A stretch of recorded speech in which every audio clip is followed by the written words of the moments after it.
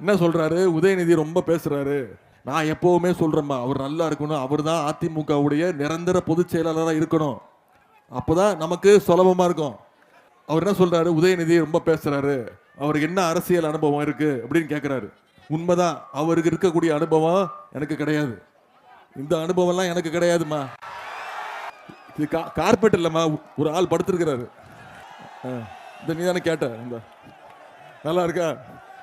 இந்த அனுபவம் எனக்கு கிடையாதுமா. யாருக்காகவும் பதவிக்காக ஆசைப்பட்டு யார் காலிலையும் விழுந்த அனுபவம் எனக்கு கிடையாது. சுயமரியாதையோடு என்னைக்கும் மக்களோடு மக்களாக நிற்கிற அனுபவம் தான் எனக்கு இருக்கு. முதல்ல அந்த அம்மா ஜெயலலிதா அம்மா காலில் விழுந்தாங்க, டைரக்டா போயிட்டேன். அதுக்கப்புறம் அந்த அம்மா இறந்தோடனே இந்த அம்மா சசிகலா அம்மா காலில் விழுந்தாரு. அந்த அம்மா ஜெயிலுக்கு போயிட்டாங்க. அதுக்கப்புறம் டிடிவி காலில் விழுந்தாரு.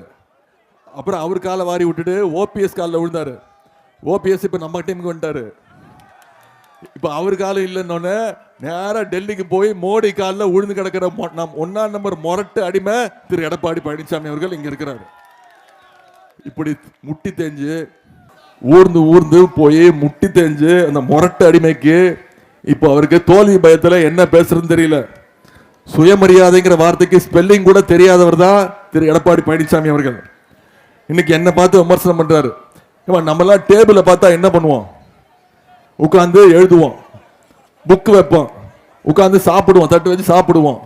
ஆனா ஒருத்தர் டேபிள பார்த்தாலே நான் உள்ளதான் பூந்து போவேன்னு அடம்பிடிக்கிற ஒருத்தர் தான் தவழ்ந்து தான் போவேன்னு ஒருத்தர் இருக்கிறார். அவர் தான் திரு எடப்பாடி பழனிசாமி. அது எப்படி தவழ்ந்து போவார் தெரியுமா?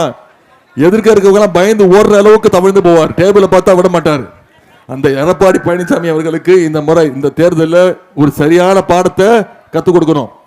அவரு தொலைக்காட்சி எல்லாம் பார்த்துட்டு இருப்பீங்க, 2 விரல காட்டி பேசுறாருல.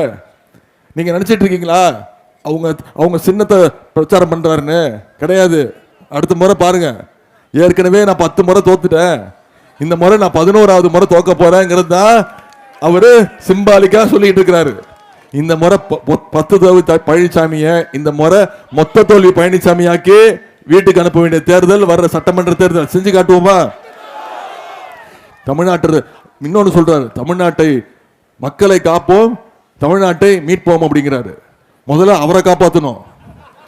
அதிமுக பாஜக கிட்ட அவர் அதிமுகவை மீட்கணும். இதெல்லாம் வர்ற சட்டமன்ற தேர்தலை நாம செஞ்சு காட்டுவோம். மிகப்பெரிய வெற்றியை அண்ணன் கோவை செழியன் அவர்களுக்கு நீங்க கொடுக்கணும்.